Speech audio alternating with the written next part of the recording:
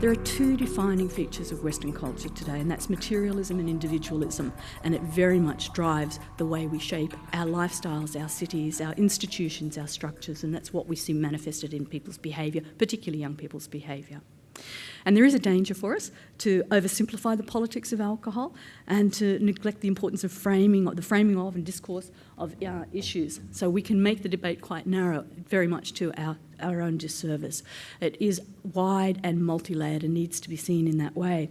Research and evidence is the absolute cornerstone of cultural change, I would suggest to you. We are better placed in terms of our knowledge base and our understanding of what the evidence tells us about evidence-based practice. But I'd suggest this to you as well, that while evidence-based practice is of fundamental importance and it clearly provides a lever for all sorts of negotiations with many of the players involved and for bringing about change, not all initiatives need to be evidence-based. In the mid-80s in Australia, HIV/AIDS emerged on the scene. We didn't have a knowledge base, there had not been research around it. We had to put in place some effective strategies to deal with it. So we used rational thought, logic and intuition, and we established in Sydney the first needle availability programs because it seemed a logical and valuable thing to do. There was no evidence base for it. Evaluations later demonstrated that to be a successful thing. So there must always be an element of innovation in what we do. In terms of bringing about culture change, there has to be an element of courage and creativity around that. And we must trust our intuition, judgment and our aspirations. And I specifically mean aspirations here and linking it back to that notion of what culture is about our beliefs and our values. What is it that we're aspiring to create and contribute to in the society around us?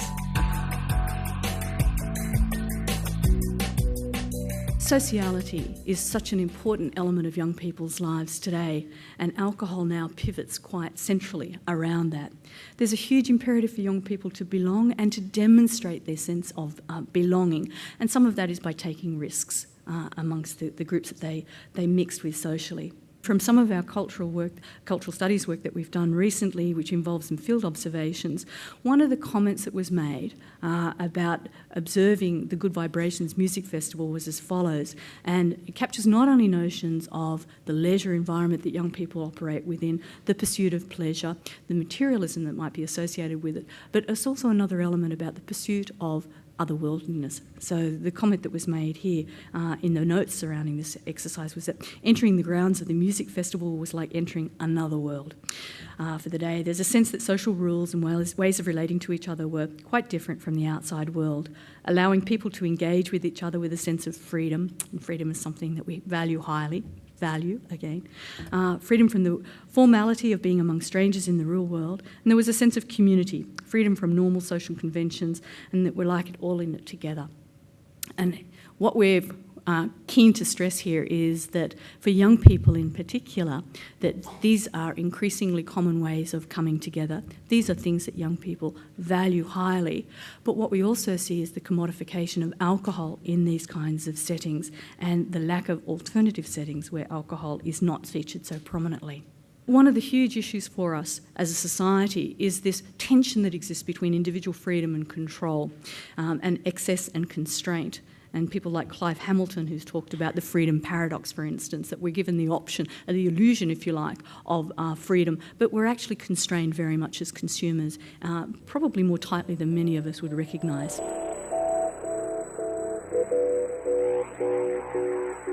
I refer to something that Jenny Fleming had mentioned in her recent report that she has just circulated on Wednesday, and thinking about the complexities. In no way am I attempting to trivialise or downplay what a challenge it is to deal with these things. And that she talked about alcohol problems in terms of this concept of wicked problems. So it's a phrase that's been around for about 20 or 30 years, but it's used in social planning to describe a problem that's difficult or impossible to solve because of incomplete, contradictory and changing requirements that are often difficult to recognise. Because of the complex interdependencies and the effort to solve one aspect of a wicked problem may reveal or create other problems. And we've seen that with many of our strategies that we've attempted to introduce, particularly in rural and remote areas, and in some Indigenous communities, you see a displacement effect. Strategies to tackle wicked problems are certainly complex and need to be looked at more closely. And they're traditionally approached in a variety of ways, so that on at least 3 levels. There's the authoritative approach, and we represent the authoritative voice in many respects in terms of what are the issues, what are some of the potential problems, what are some of the potential strategies that can be brought to bear. There's also the competitive approach, and clearly, given the complexity of alcohol in Australian society and culture overall, there are multiple competing forces that need to be dealt with. And so how we deal with competition within those competing forces is something that does need to be looked at. The third way that wicked problems are often dealt with is through collaboration. And so whether we go down a competitive approach or a collaborative approach is something that needs to have more discussion. So in terms of the concept of wicked problems, there's also the notion of, well, there's also super wicked problems. Probably alcohol is pretty much in that category there, that they've got the following additional characteristics. There's a sense of time is running out. And I think given what we're seeing about the very early age of initiation into alcohol for young people and the increased level of unwanted sexual involvement that young girls are experiencing, and the data that John Wiggers was showing, so increasing presentations to emergency departments, we've got good indicators of where our problems are increasing. But I think also our patience is running out. I think in terms of that issue about culture and our values and our beliefs, we've reached a point where we say, well, this is not the kind of culture that we want to have in relation to alcohol. Time has run out on that.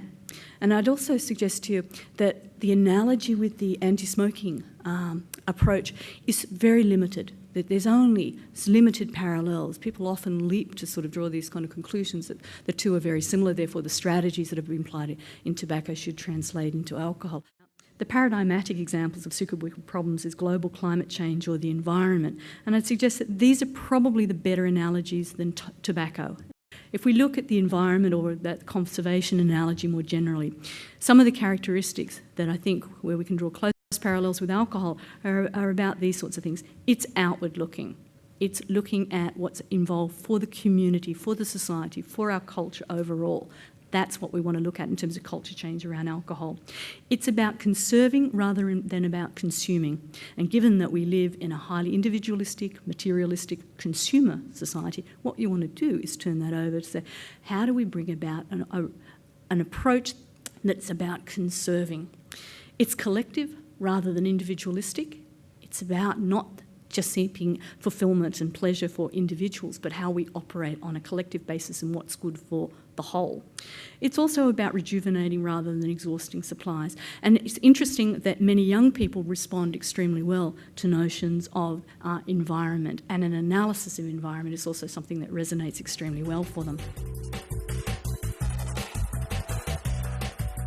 I don't know if some of you saw the supplement that was in The Australian about a fortnight ago, and it was a big coloured insert with people describing what they saw as the overarching characteristics of Australians, and it was things about freedom and fun and et cetera, that there are strategies that can be used to redefine how we see ourselves, and they can be done in quite overt ways.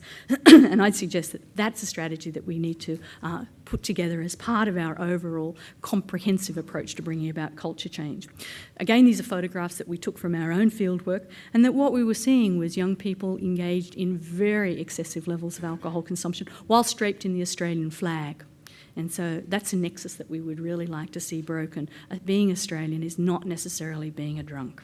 Change means movement. Movement means friction, and it's only the frictionless vacuum of a non-existent abstract world that can movement or change occur without that abrasive friction or conflict. So it's kind of, buckle up your seatbelts, because it's always going to be a rocky ride with it. And finally, I'd leave you with this closing comment, which is the Japanese proverb. There's been quite a bit of discussion about our need for vision. So vision without action is described as a daydream, and action without vision is a nightmare. And I think it's not completely clear yet what our vision is, but I'd suggest that if we're serious about bringing about culture change in relation to alcohol, we must crystallise the vision. What is it that we want in terms of our values around alcohol and around our society and our culture in general, and then how do we go about that?